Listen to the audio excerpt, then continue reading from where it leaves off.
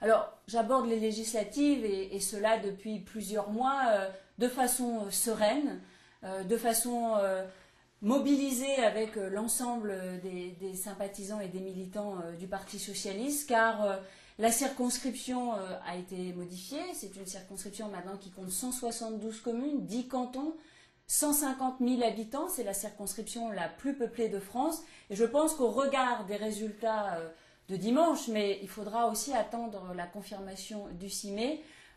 Les perspectives sont plutôt optimistes. Je pense qu'il y a un vrai désir de changement sur ce territoire. Et d'ailleurs, ce changement, il a été exprimé de deux façons. En mettant François Hollande en tête dans les principales villes de cette circonscription, mais aussi, et là c'est plus grave pour moi, c'est que dans les cantons de Forges, d'Aumale, de Londinière, les cantons du Pays de Bray, les habitants ont montré leur désarroi, leur colère, leur ras-le-bol.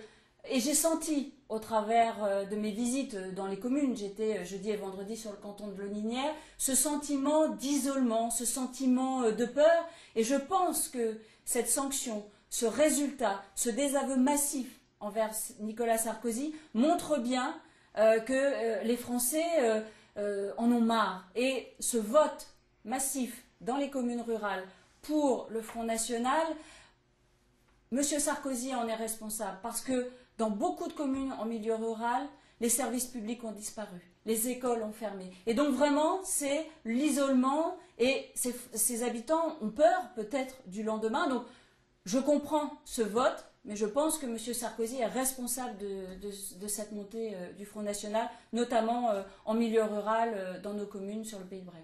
Et alors, malgré tout, même si Nicolas Sarkozy en est responsable, vous, qu'est-ce que vous pouvez faire pour rassembler quand dans certains cantons, Nicolas Sarkozy et Marine Le Pen arrivent en tête devant François Hollande? Alors, il faut de la proximité, il faut du dialogue avec les habitants. C'est ce que je fais au quotidien, en allant dans chaque commune, rencontrer les élus, les citoyens.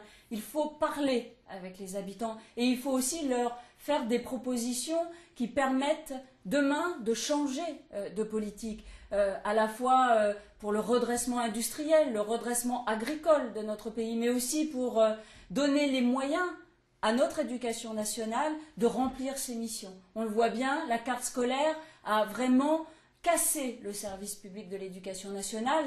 J'étais vendredi soir avec les parents d'élèves de l'école de Neuchâtel-en-Bray, où pour 3 élèves qu'il manque, on va fermer un poste.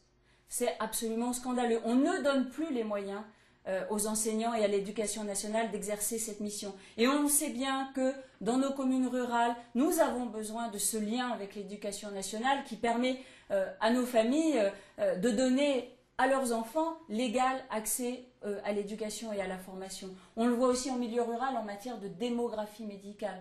Dans certains cantons, il n'y a plus de médecins.